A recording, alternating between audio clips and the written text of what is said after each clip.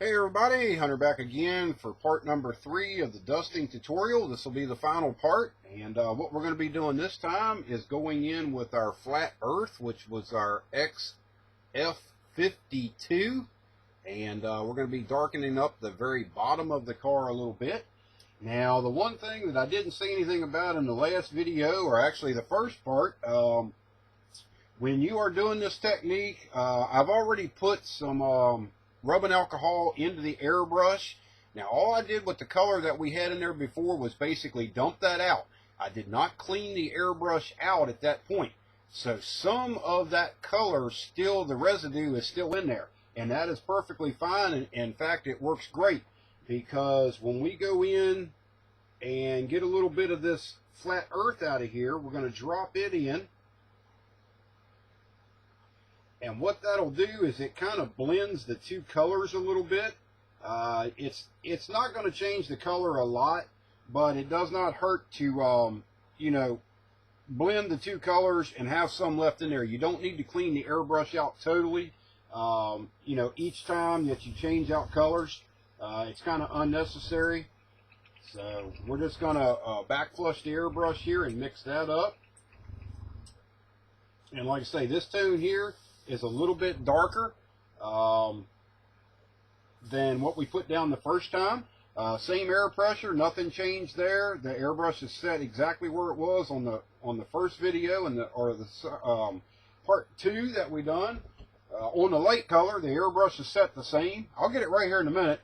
So we're going to cap this back up, and now we're going to go in with the flat earth, which is the darker brown color. And all we're doing with this is we're just trying to come along the bottom of the car, and you want to keep this color down almost, at the very bottom. You don't really want to flow this color up the car, because this is your color modulation, and it really creates the nice shadow when everything is done and makes it look very realistic. So I'm keeping everything down, just like at the bottom of the bumper cover.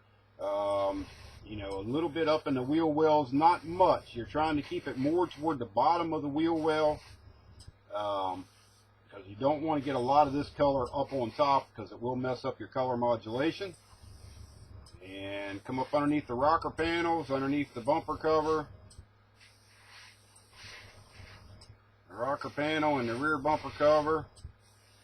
And you don't need a whole lot of this color, because the darker you go, the more drastic of a color change you're going to have. So be very careful and try to be as subtle as you can with this. And then also you'd be doing some of this on your tires and a little bit on your wheels.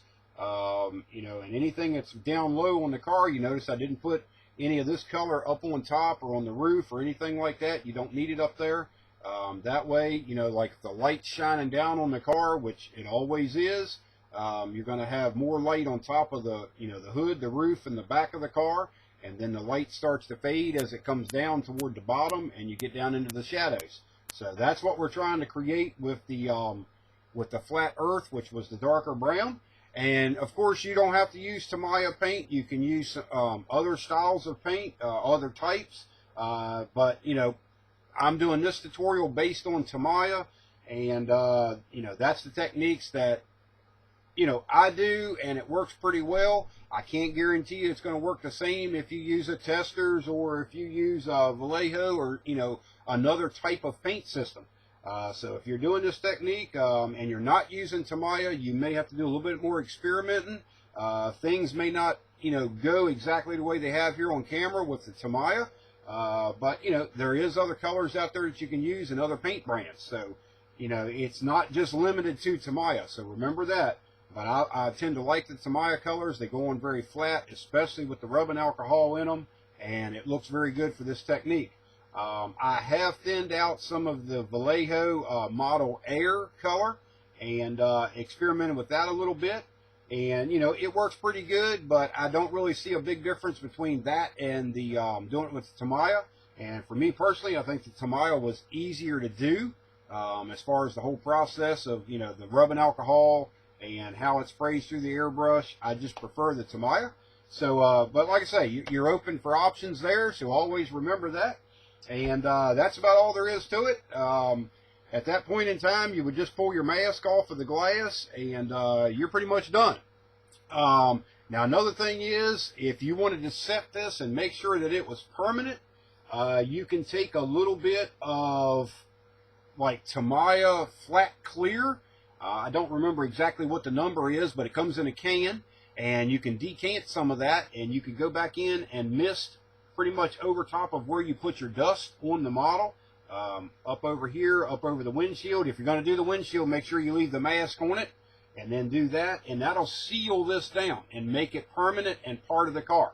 Because as of right now with this, I mean, it's dry, but I can go in real quick before we cut this video off, and I'll show you what can happen with this being what I consider not permanent. I've got a little bit of the rubbing alcohol on the Q-tip here, and we're going to come in. Let me zoom the camera in here and see if we can get a half-decent view of this thing.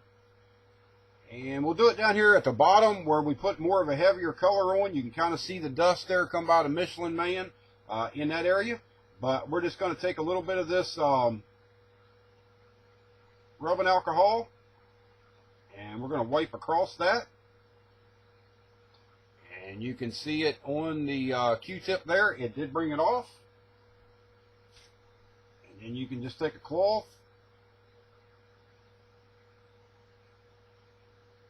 and you can wipe it right back off of the model. Like say you made a mistake on this side of the car or whatever, you can wipe it back off. Just remember to go back in and blend everything in when you go back over it again, but it will come off. Now if you use the Tamiya Clear decanted and sprayed through the airbrush, it is going to set this permanent. And you don't want to put it all over the whole model because you want some of these areas of the car to still be shiny. So you just basically want to come back in and put the Flat Clear over top of the dusting technique. And other than that, that's about all there is to it. It's a very simple process, not very hard to do, not too expensive on materials. Takes a little bit of practice to get it right. And but other than that, that's all there is to it. So if you have any questions or concerns on this technique, just leave me a message on the video. I'll be more than glad to help you out with it or do another video if need be. So that's all we've got for now. Like always, I thank you for watching, and we'll talk to you later. Bye-bye.